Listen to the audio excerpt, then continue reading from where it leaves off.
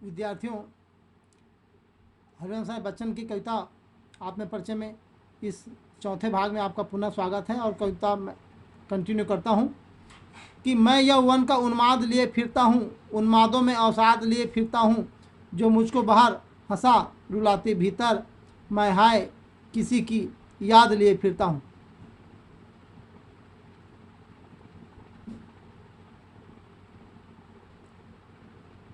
यहाँ पर है उन्माद। उन्माद मतलब पागलपन और यौवन मतलब होता है जवानी।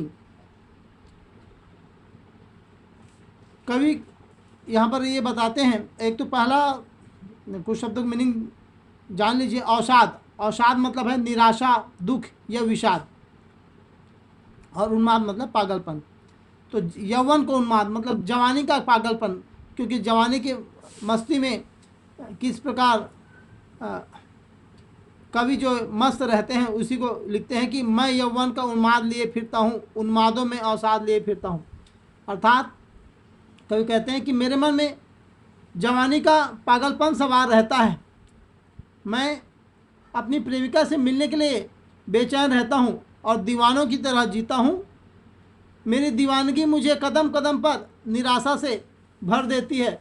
मैं वियोग के कारण सदा कसमसाता रहता हूँ, व्याकुल रहता हूँ। मेरे मन में अपनी प्रिय की ऐसी याद समाई हुई है।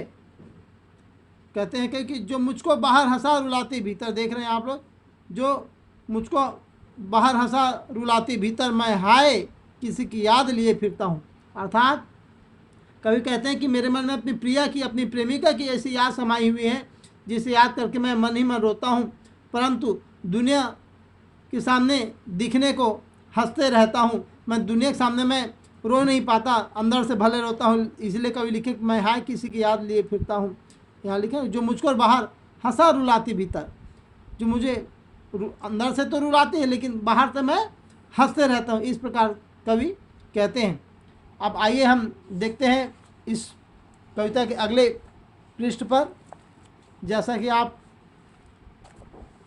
देख रहे हैं, मैं एक एक पैराग्राफ को हाईलाइट करना चाहूँगा।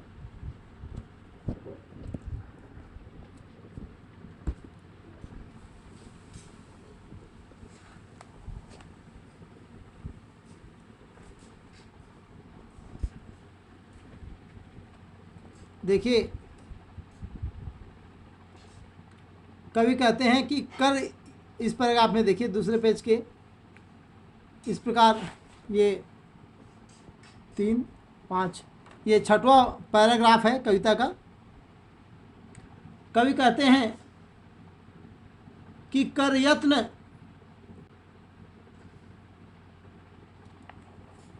कर यत्न मिटे सब सत्य किसी ने जाना, नादान है वही हाय जहाँ पर दाना, फिर मूड न क्या जग जो इस पर भी सीखे, मैं सीख रहा हूँ सीखा ज्ञान भुलाना।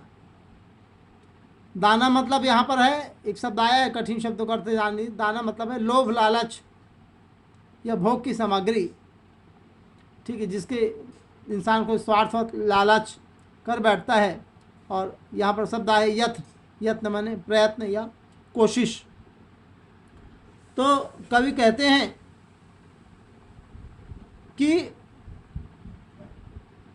और एक शब्द और आया है विद्यार्थियों, यहाँ पर मैं आपको बता दूं कि जैसे मूढ़, मैं कविता के वाचन के समय ही बता दिया था, मूढ़, ये शब्द है मूढ़। मूढ़ मतलब होता है मूर्ख। तो कवि कहते हैं कि संसार में सब लोगों ने मिलकर खूब प्रयत्न किया है, सभी लोगों ने काफ़ी प्रयास किया है, मैंने कई लोगों ने जानने की कोशिश की कि सत्य क्या है, पर कवि कहते हैं क्या सत्य को कोई आज तक जान पाया है? कितने भी लाख कोशिश करने पर आज तक भी सत्य को कोई जान नहीं पाया। इस कारण जिसे भी देखो नादान वही है जहाँ पर दाना। इसलिए आज जिसे भी देखो वही नादानी कर रहा है। जिस संसार में जहाँ भी धन वैभव भोग सामग्री मिलती है वह वही दाना चुगने लगता है, जहाँ पर दाना है। मतलब भाई जिसको जहाँ धन वैभव संपत्ति मिल जाए उसी में वो लगा रहता है, उसी के आकर्षण में लगा रहता है। और फिर आगे कहते हैं कि फिर मूढ़ न क्या जग जो इस पर भी सीखे, मैं सीख रहा हूँ सीखा ज्ञान भुलाना। और मूढ़ मतलब होता है विद्यार्थियों मूर्ख,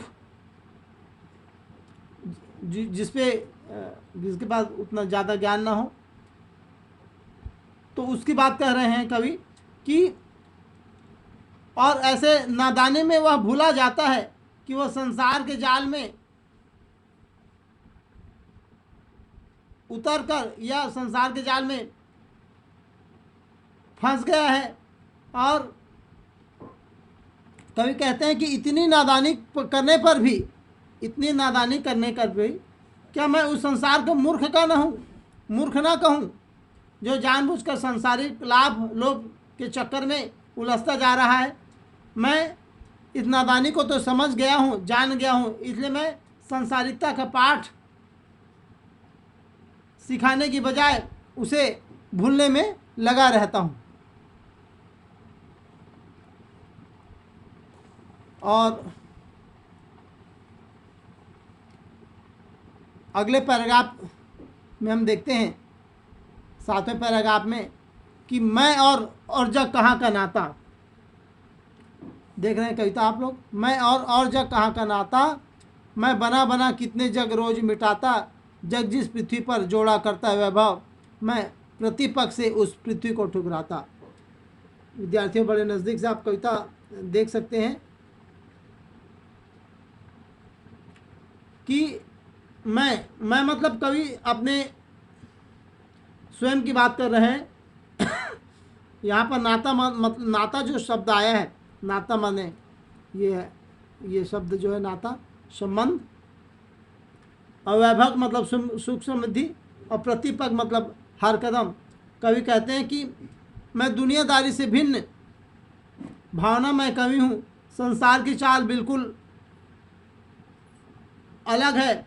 संसारी लोग दुनियादारी निभाने में लगे हुए हैं, मैं भावना को महत्व देता हूँ, मैं भाव को लेकर जीता हूँ, अतः मेरा संसार से कोई मेल नहीं है।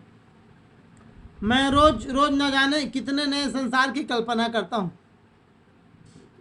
कहते हैं कि मैं बना बना कितने जग रोज मिटाता, मैं बना बना कितने जग रोज मिटाता, अर्थात मैं रोज रोज न जाने कितने नए संसार की रचना करता हूँ और पूरी तरह से संतुष्ट न होने के कारण उसे नष्ट कर डालता हूँ।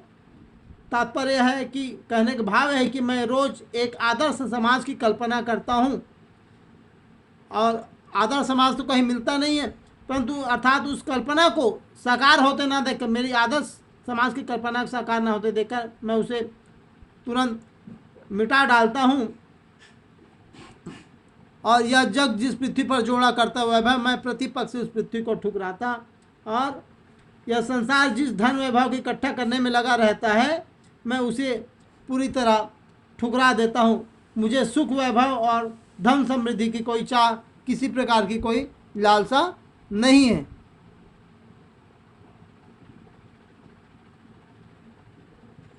विद्यार्थियों अगले 8वें पैराग्राफ में हम देखते हैं, 8वें पैराग्राफ में हम देखते हैं कि मैं निज रोदन में राग लिए फिरता हूँ। ये कविता बड़े ज़बरदस्त अंदाज में हरिवंश राय बच्चन जी ने लिखा है। मैं आपको बताना चाहूँगा कि मैं निज रोदन में राग लिए फिरता हूँ, शीतल वाणी में आग लिए फिरता हूँ, हो जिस पर भूपों के प्रसाद निछावर, मैं वह खंडहर का भाग लिए फिरता हूँ। विद्यार्थी यहाँ पे देखिए एक शब्द है भूप, भूप से बने भूपो, भूप मतलब होता है राजा। आप यहाँ पर मैं आपको कविता वाचन के समय ही बता दें, प्रासाद मतलब यहाँ पर महल है, एक प्रसाद होता है भगवान की कृपा, यहाँ पे प्रासाद मतलब है महल, और खंडहर मतलब तो जानते हैं जैसे कोई मकान का खंडहर, किसी भवन का खंडहर। तो कवि कहते हैं कि मैं निज रोदन, रोदन मतलब रोना, यहाँ पर शब्द आया है निज रोदन, रोदन मतलब रोना, और प्रेम राग मतलब है प्रेम, आग मतलब जोश या आवेश, और भूप और प्रसाद मतलब तो बता दे चुका हूँ, और निछावर माने कुर्बानी, और खंडहर मतलब मालूम है, टूटा हुआ भवन, टूटे फूटे भवन, घर। कवि कहते हैं कि मेरे रुदन में भी प्रेम छलकता है, अर्थात मेरे रोने में भी प्रेम झलकता है। मैं अपने गीतों में प्रेम के आंसू रोता हूँ। मेरी वाणी यद्यपि कोमल और शीतल है, मेरी वाणी यद्यपि कोमल शीतल है, फिर भी उसमें प्रेम की लालसा है, ऊर्जा है, उसमें है। मेरा जीवन यद्यपि प्रेम की निराशा के कारण खंडहर सा प्रतीत होता है, फिर भी उसमें गहरा एक आकर्षण है। प्रेम पर तो बड़े बड़े राजा अपने महल तक न्यौछावर कर देते हैं, मैं उसी मूल्यवान प्रेम को मन में बसाए हुए हूँ। विद्यार्थियों, चौथे लेक्चर में यहीं तक, पांचवें लेक्चर में अगले हम कंटिन्यू